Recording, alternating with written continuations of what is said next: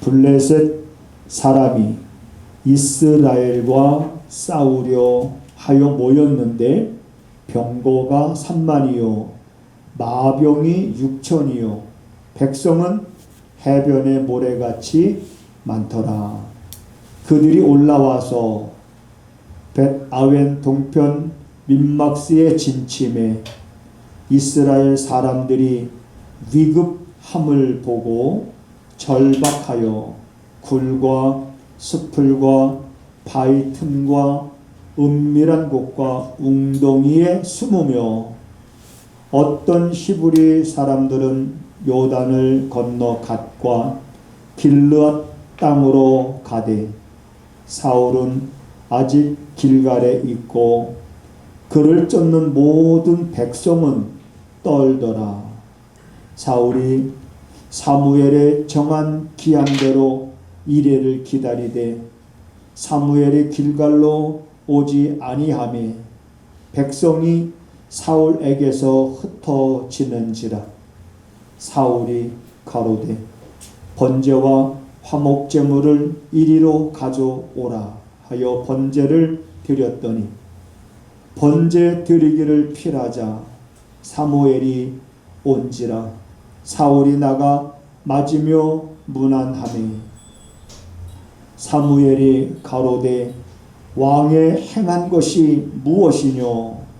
사울이 가로되 백성은 나에게서 흩어지고 당신은 정한 날 안에 오지 아니하고 블레셋 사람은 민막스에 모였음을 내가 보았으므로 이에 내가 이르기를 블레셋 사람은 나를 치러 길갈로 내려오겠거늘 내가 여호와께 은혜를 간구치 못하였다 하고 부득이하여 번제를 드렸나이다. 사무엘이 사울에게 이르되 왕이 망령되이 행하였도다. 왕의 하나님 여호와께서 왕에게 명하신 명령을 지키지 아니하였도다.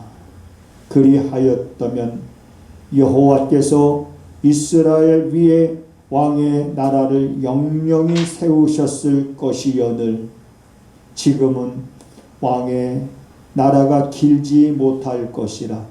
여호와께서 왕에게 명하신 바를 왕이 지키지 아니하였으므로 여호와께서 그 마음에 맞는 사람을 구하여 그 백성의 지도자를 삼으셨느니라.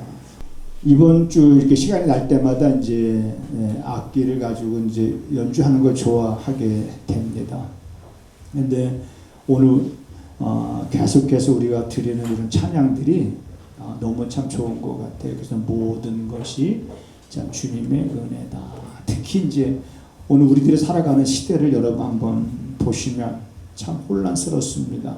정치면 정치, 경제면 경제, 또 여러 가지 기근, 재난, 전염병, 자 이런 것 때문에 아무래도 사람들이 움츠리게 되고 또 그것이 신앙생활에도 영향을 미치다 보니까 오늘 우리 사람들의 마음이 정말로 하나님께로 향하여져 있는가, 아니면 하나님을 믿는다고 하면서도 우리가 신앙생활을 혹시 내 생각대로 내 방법대로 하고 있는 거는 아닌가, 이런 이제 고민을 목사 입장에서 하지 않을 수 없게 됐습니다.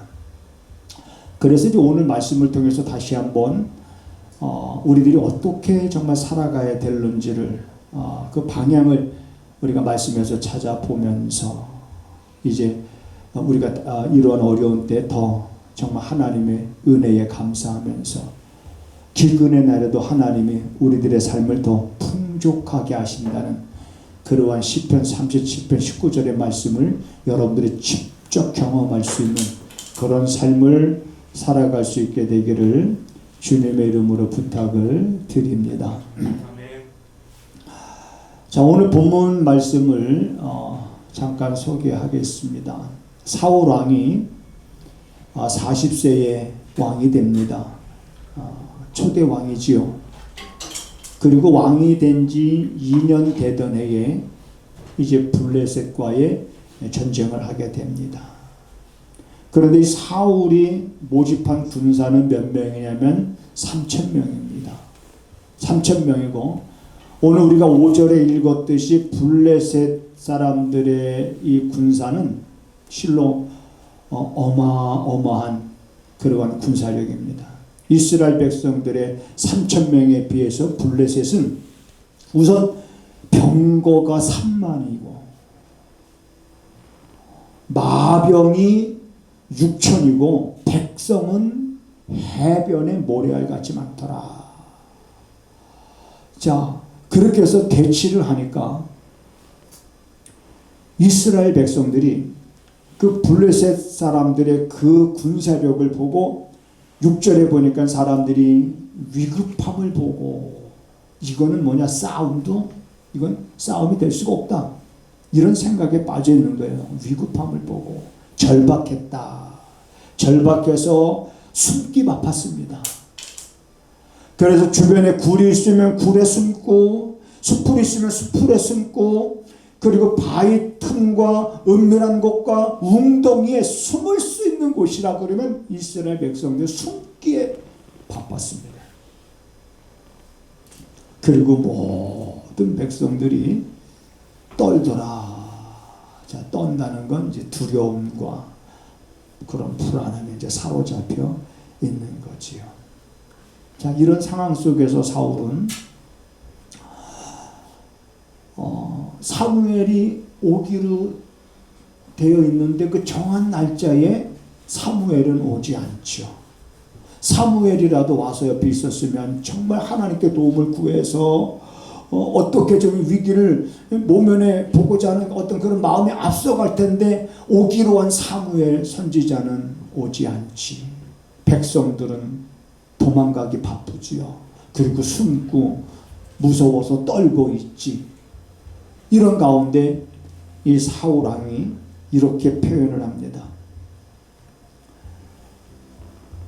제물을 가지고 와라. 사울이 가로되 번제와 화목 제물을 이리로 가져와라. 그러면서 나름대로 자기가 방법을 생각했는데 여러분, 우리가 절박함 속에서 이거다라고 했던 그 방법이 아닐 수도 있다는 걸 우리는 알아야 됩니다. 이런 절박한 상황 가운데서 사울이 번제와 그리고 화목제물을 이리로 가지고 와라. 그건 가지고 오라고 하는 거 뭡니까?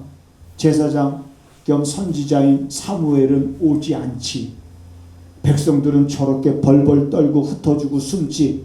그러니까 자기라도 자기가 하나님 앞에 제사를 드려야 되겠다, 이런 생각을 한 것인데 그 생각은 하지 아니면 못하는 거죠. 최선의 생각이라고 최선의 방법이라고 생각했지만 최선의 방법이라고 생각했던 그 방법이 하나님 보실 땐 옳지 않을 수도 있음에도 불구하고 오늘날 사람들은 거기에 빠져 있는 경우가 있습니다. 번제를 드렸어요. 그 번제가 끝나자마자 누가 왔냐면 사무엘이 온 거예요. 와서 보니까 왕이 번제를 드렸거든요. 왕이요, 무슨 일을? 왕이 지금 행한 일이 뭡니까? 라고 다그쳐 물었습니다. 그랬을 때 사울이 뭐라고 변명합니까? 사울이 변명한 내용을 우리가 같이 한번 보겠습니다. 11절부터 우리 같이 한번 읽어볼까요? 사무엘이 가로되 왕이 행한 것이 무엇이뇨? 라고 물으니까 사울이 말합니다. 변명하는 거지요. 백성은 나에게서 흩어지고 당신은 정한 날에 오지 아니하고 블레셋 사람들은 민막스에 모였음을 내가 보았으므로 이에 내가 이르기를 블레셋 사람은 나를 치러 길갈로 내려오겠거늘 내가 여호와께 은혜를 간구치 못하였다 하고 부득이하여 번제를 드렸나이다. 여기에 이제 자, 왕의 변명은 자, 여러분, 우리가 같은 사람의 입장에서 참 이해가 됩니다. 같은 사람의 입장에서 정말 부득이한 상황이로구나. 정말 어쩔 수 없는 상황이로구나. 이러지도 못하고 저러지도 못하는 상황 속에서 사울이 택한 방법이 참 그럴듯하고 어쩔 수 없다라고 우리는 여러분 어쩌면 같은 사람으로서는 참 이해가 될 법한 그런 상황인 거예요. 그런데 사무엘은 왕을 향해서 책망을 합니다. 그것은 왕이 할 바가 아니라 그것은 제사장이 해야 할 바인데 하나님이 정한 법도를 어떻게 왕이 다급하다고 해서 부득이하다고 해서 이렇게 그 명령을 지키지 아니하는 것은 곧 하나님 앞에 망령되이 행하는 것이다 라고 이렇게 왕이 책망을 받습니다. 자, 그러면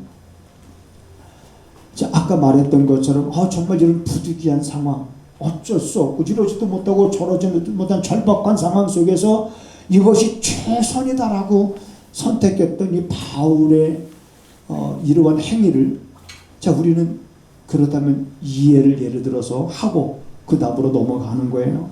넘어가서 이제 보면 이 전쟁에서 이제는 그 아들 요나단을 통해서 이제 이기게 됩니다. 그리고 그 후에 하나님이 또 뭐라고 말씀하셨냐면 이제 이 아말렉을 진멸하라고 사울 왕에게 말합니다.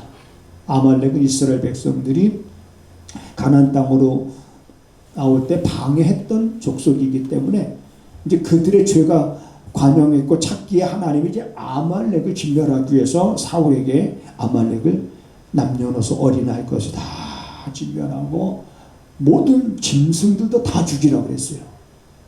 그래서 사울이 아말렉을 진멸합니다. 그런데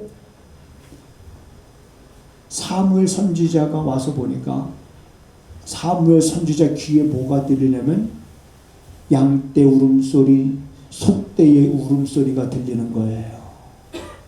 이게 무슨 소리냐?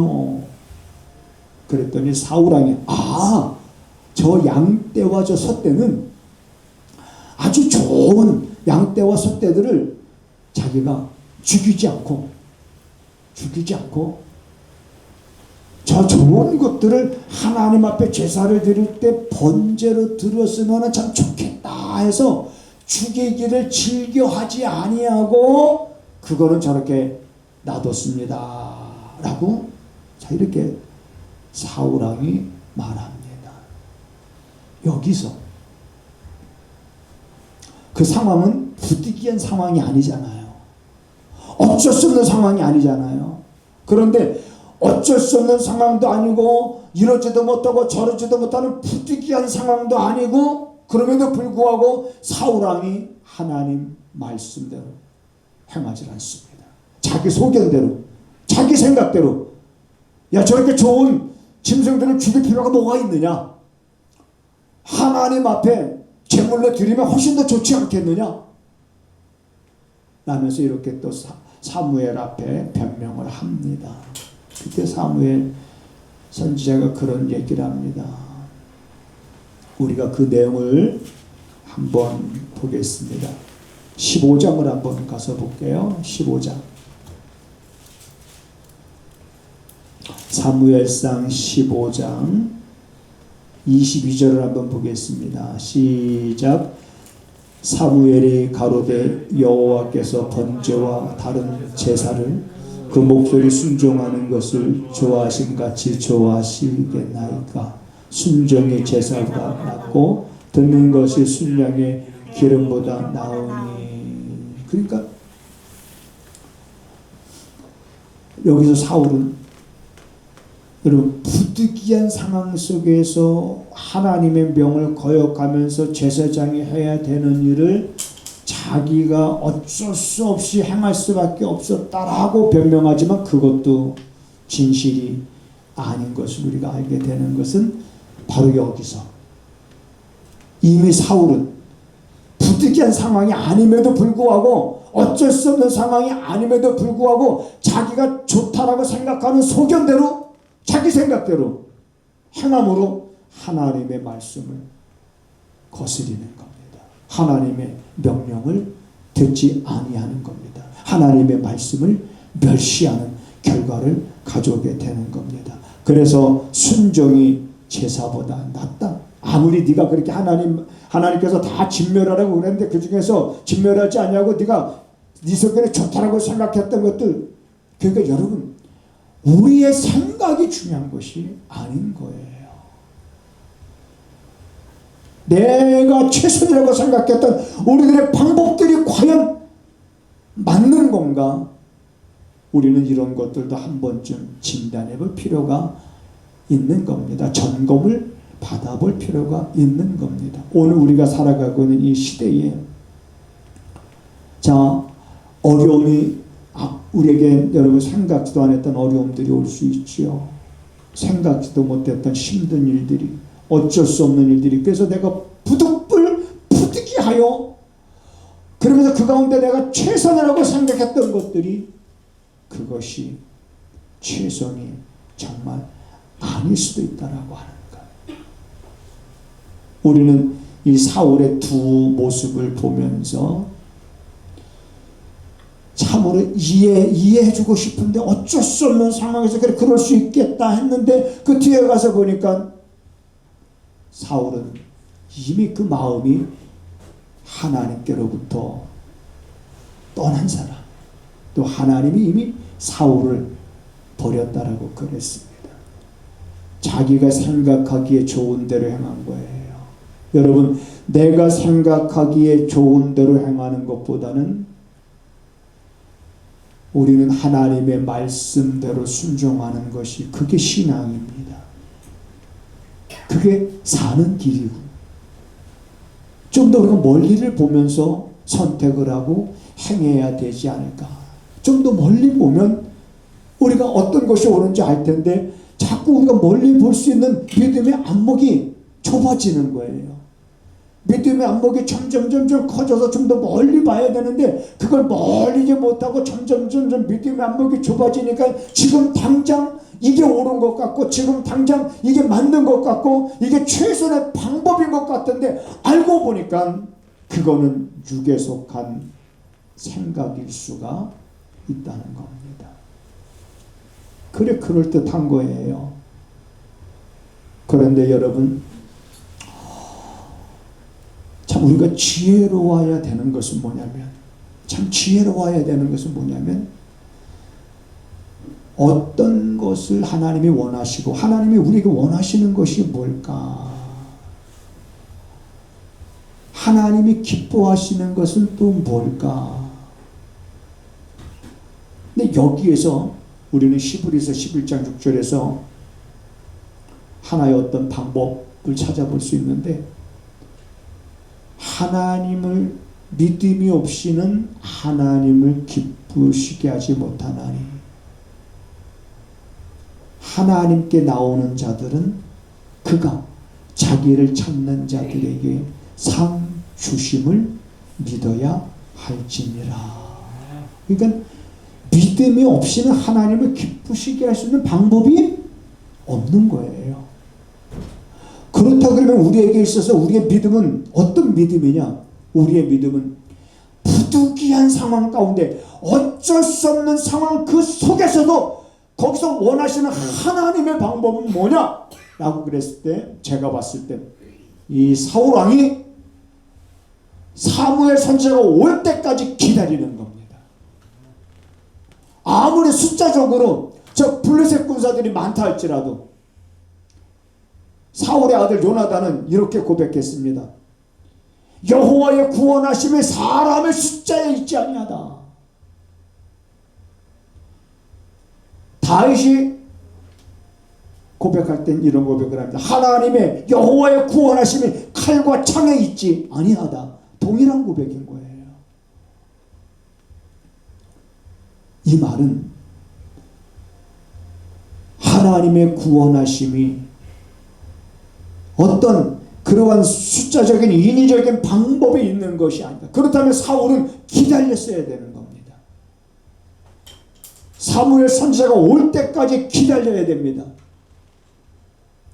그런데 자꾸 기다리려고 하다 보니까 눈앞에 보이는 상황들이 그 그 상황으로 인해서 내가 더 힘들어질 것 같고 완전히 여기서 내가 패할 것 같고 더 기다렸다가 백성들 다 흩어지고 아무것도 아닌 것이 될 것 같다는 막 두려움이 드니까 여러분 이러한 두려움은 우리에게 누가 가져다 주는 겁니까? 우리의 원수 마귀가 가져다 주는 거예요. 마귀는 활동하고 있습니다. 지금도 우리 눈에 보이지 않지만 눈에 보이지 않는 마귀가 활동하고 있다면 눈에 보이지 않는 하나님도 역사하고 있는 거예요. 마귀는 우리에게 의심을 물어다 줍니다. 우리 안에 의심의 안개가 쫙 보이게 합니다. 의심의 안개가 우리 안에 가득하게 되면 우리의 보는 눈은 점점 희미하게 보여지게, 희미하게 보여지니까는 선택하는 데 있어서 불리한 거예요. 선명하게 보여야, 어떤 길이 옳은 길인지 선명하게 보여야 우리가 그 길을 가는 건데, 희미하게 보이면 이거 길에 뭐 어떤 장애물이 있는지 어떤 함정이 있는지 덫이 있는지 알 수가 없는 거예요.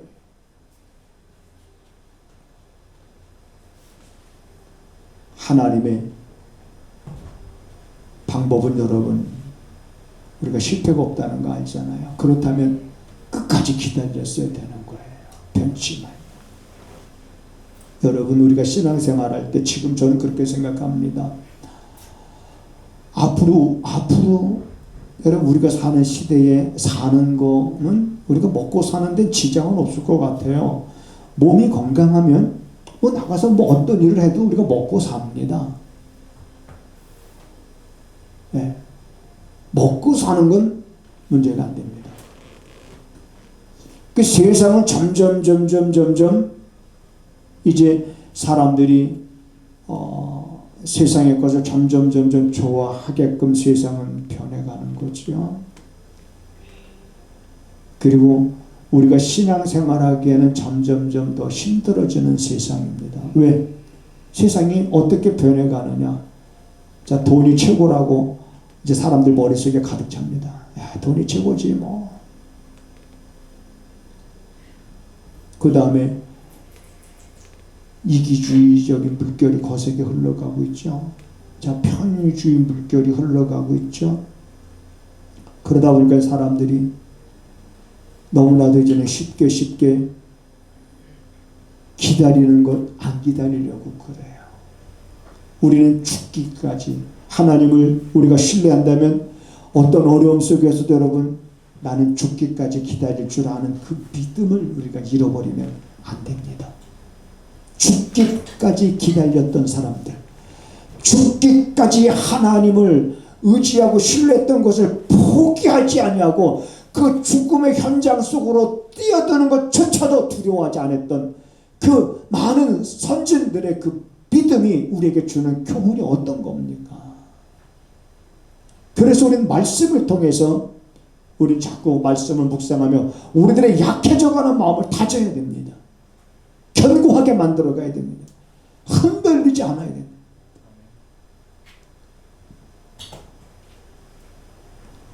그 예를 우리가 성경에서 많이 찾아볼 수가 있습니다. 부득이한 상황, 여러분 얼마든지 우리가 살고 있는 지금 이 현재입니다. 현재 올 수 있어요. 교회들도 많이 여러분 어렵다라고 이구동성하고요. 저는 우리 목사님들이 모이면 목사님들 하는 얘기가 뭐냐면 그거 신청했어? 그거 신청했어? 그거 신청했어? 그게 뭘 신청했냐는 거예요. 뭐 재난지원금 준다는데 뭐 신청했어? 너무 재난지원금에 목사님들이 목매는지 몰라요. 그까지 그거 받아봐야 얼마예요? 10만 원이고 뭐 50만 원이고 그까지 그거 안 받으면 그거 안 받은 사람들 받으라고 그러고 왜 목사님들이 모이면 뭐 재난지원금 신청했느니 뭐 받았느니 안 받았느니 아니 저 정도 교회 목사님이면 그까지 신경 안 썼을 때인데 나도 받아서 잘 썼다느니 자꾸 이런 얘기만 하자. 물론 주는 거니까 뭐 받아야죠. 공짜로 준다는데 안 받으면 손해다. 그런데 우리는 자꾸 마음이 세상 쪽으로 기울어져요. 우리 하나님을 의지하자. 하나님은 나의 힘이시요 하나님은 나의 피난처시니 내가 환난 날에 만날 나의 큰 도움이 누구냐? 하나님이십니다. 힘이 없는 방백들을 의지하지 말라는 거예요. 이 땅의 재물을 의지하지 말라는 거예요. 정말 내 신앙이 부득이한 상황 가운데 어쩔 수 없는 그 상황 속에서도 하나님이 기뻐하시는 그 방법을 찾아낼 줄 아는 성도, 그 방법이 뭔지를 찾아내고 그리고 그 방법대로 나갈 때에 여러분 안 될 것 같은 것들이 가로막혔던 그런 장애물들이 정말 뭔가 풀어지는 그런 경험을 하게 되고 하나님은 뭔가 채워주시는 역사를 경험하게 되고 그래서 그런 이들의 입술을 통해서 날마다 하나님은 정말 살아계신 하나님이시다라는 고백들이 나와야 되잖아요. 그 삶이 나는 여러분과 저의 삶이 되기를 바랍니다. 또 그렇게 되기를 꿈을 꿉니다. 모든 것이 주의 은혜다 고백했던 것처럼 은혜 아니면 우리가 살아갈 수 없는 이 땅 알잖아요. 그러니까 모든 것이 주님의 은혜 있으면 은혜였다는 것을 날마다 우리가 고백하면서 지난 한 주간 불현듯 하나님이 그런 마음을 저한테 주셨습니다. 교회가 과연 뭘까? 성도들이 저는 비교적 여러분 교회 나오라 강요하지 않습니다. 왜냐하면 여러분들의 삶의 현장에서 여러분들의 삶의 예배를 드리는 자가 되십시오. 과거에나 교회에 나와야 말씀을 들을 수 있었던 시대이기 때문에 교회에 나와야 된다라고 했습니다. 왜? 나와서 말씀을 들어야 되니까. 그런데 지금은 아니에요. 여러분이 있는 삶의 현장에서 얼마든지 원하기만 하면 내가 말씀을 들을 수 있고 볼 수 있고 묵상할 수 있는 이런 시대니까 여러분의 삶의 현장에서 그렇게 사십시오. 그러나 주일은 이건 우리 날이 아닌 거예요. 주일은 우리 날이 아닙니다. 이건 하나님의 날입니다. 이 날은 우리가 나와서 훈련받아야 되고 또 도전받아야 되고 또 우리가 힘을 같이 모아야 되고 그리고 할 수만 있다면 하나님 우리 성도들 다 재능 있고 은사가 있기 때문에 이제는 성도들이 교회 나오면 그 일주일에 한 번 나오는 건데 한 번 나와서 이제 여러분 이제 코로나가 없어지면 바로바로 가는 것이 아니라 나오면 살아요. 좀 교회에서 살면서 자녀들과 더불어 찬양하고 자녀들과 더불어서 정말 하나님에 관해서 서로 이야기하고 그리고 앞에 나가서 우리가 저 테라스에서 지나다니는 사람 앞에 정말 소리 높이고 같이 찬양하고 이렇게 뭔가 역동성이 있고 생동감 있는 이러한 것 속에서 정말 나오기만 해도 성도들이 교회 나오기만 해도 정말 은혜가 되는 그런 교회가 참 되면 좋겠다. 막 그래서 목사는 특성도 하고 그 다음에 오늘 우리 성도들이 일주일에 한 번 오는 날인데 하면서 목사는 우리 성도들이 일주일에 한 번 오는 날 교회 오면 참 입구에만 들어서도 저들의 마음이 어떻게 하면 편할까 그래서 또 봄이 됐으니까 또 저것도 꾸미느라고 또 막 이렇게 또 뭐 꾸며서 또 성도들 오면 또 마음이 좀 좋게 하려고 막 이 목사 혼자 혼자라고 해서 이게 제가 할 일이라고 생각을 하는 거예요. 이게 제가 할 일이에요. 이렇게 저는 또 그게 즐겁고 감사하고 여러분들이 나오면 다 그래서 이거 보면서 마음의 즐거움을 갖고 그 다음에 예배 드리고 나서 은혜 받고 같이 찬양하고 또 나가서도 찬양하고 요즘에 여러분 버스킹 얼마나 사람들이 많이 합니까? 우리가 나가서 버스킹 하는 거예요. 나간다 그래야 여기 문자 나는 여기 나가는 거예요. 나가서 버스킹하고 찬양하고 소리를 가끔 지나다니는 사람들이 안 듣는 것 같아도 다 듣고 개 중에는요 교회 다니다가 안 다니는 사람들이 무지하게 많습니다. 그걸 가나안 교인이라고 그래. 가나안 교인. 가나안 거꾸로 하면 안 나가게. 가나안 교인이 우리나라에 지금 150만 명. 얼마 전까지 100만 명이라고 그랬는데요. 그새 또 150만 명. 그러면 여러분 150만 명. 우리나라 기독교 인구가 1000만이라고 합시다. 그 중에 150만 교회에 시험 들어서 안 나가고 뭐 때문에 안 나가고 뭐 때문에 안 나가고 그런 사람들이 무시하게 많아. 우리가 부르는 찬양이 그들에게 하나님의 음성으로 들려지는 거예요. 그래서 여기 왔다가 저를 만나고 그리고 와서 성경 공부하는 거예요. 토요일마다 2시간씩 그래 성경 공부하고 말씀도 그 사람들이 말씀 성경 공부해도 우리 교회 안 나와도 나는 그거 여기 나오다 그거 크게 관여하지 않습니다. 내가 할 일이 그거니까 내가 하는 일이니까 그냥 나는 열심히 내가 하는 일에 이렇게 하고 앞으로 우리 성도들 이러한 우리가 열정으로 이 시대를 우리가 어떻게 살아가야 될지를 분명히 알고 여러분들의 살아감을 통해서 기근의 날에도 정말 우리 하나님은 우리를 풍족하게 하신다는 그 경험을 여러분들이 자녀들한테 말하고 만나는 사람들에게다마다 그렇게 말해서 삶에 희망을 줄 수 있고 꿈을 줄 수 있는 그러한 성도로서 여러분들이 살아갈 수 있게 되기를 주님의 이름으로 부탁을 드립니다.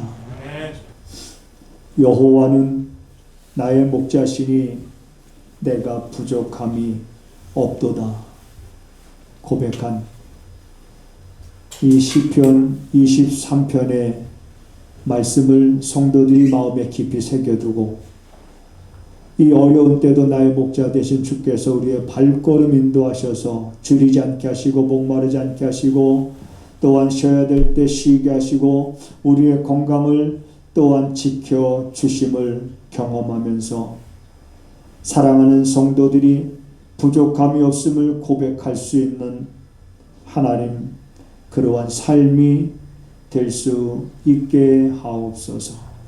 무엇보다도 우리가 살아가면서 생각지도 못했던 그러한 어려운 일들을 만날 때도 있고 힘든 일들이 우리의 가는 길을 가로막을 때도 있고 우리가 계획했던 것들이 계획한 대로 되지 아니할 때도 있습니다. 그럴 때 절망하기보다 그럴 때 사람의 생각을 앞세우기보다 그럴 때 더욱 하나님을 바라보고 의지하고 참고 견디면서 우리가 생각지도 못했던 더 좋은 것으로 채우시는 그 하나님을 경험하는 성도들이 되어서 저들이 이 땅에 빛과 소금으로서의 그 역할을 감당하는 데 있어 하나님 조금도 부족함이 없게 하여 주시옵소서. 우리가 세상을 살아갈 때 하나님 물질이 우리에게 필요치 아니하다라고 주께서 말씀하신 것이 아님을 우리가 압니다. 우리에게 먹어야 될 것 아시고 입어야 될 것 있어야 되는 것 아시고 마셔야 될 것 있어야 되는 것 아시는 하나님께서 때를 따라 공급하심이 있기에 우리가 부족함 없음을 고백하며 이후에 모든 우리의 삶의 일정을 주님께 맡기고 오직 주님 바라보면서 우리가 우리의 걸음이 흐트러지지 아니하고 힘차게 나가는 성도들의 발걸음이 되어서 이제 입가에 웃음이 가득하고 혀에는 찬양이 넘치는 사랑하는 성도들의 삶이 되게 하옵소서. 지금은 우리 구주 예수 그리스도의 은혜와 우리 아버지 하나님의 무한하신 사랑하심과 성령의 감화 감동 역사하심과 위로하심과 인도하심이 이제는 그 마음을 하나님께로 향하고 마음을 굳히고 또다시 세상을 향하여 전진하는 사랑하는 성도들의 발걸음과 저들이 머무는 곳과 그리고 저들의 손으로 행하는 모든 일 가운데 지금부터 영원하기를 간절히 축원하옵나이다. 아멘 아멘.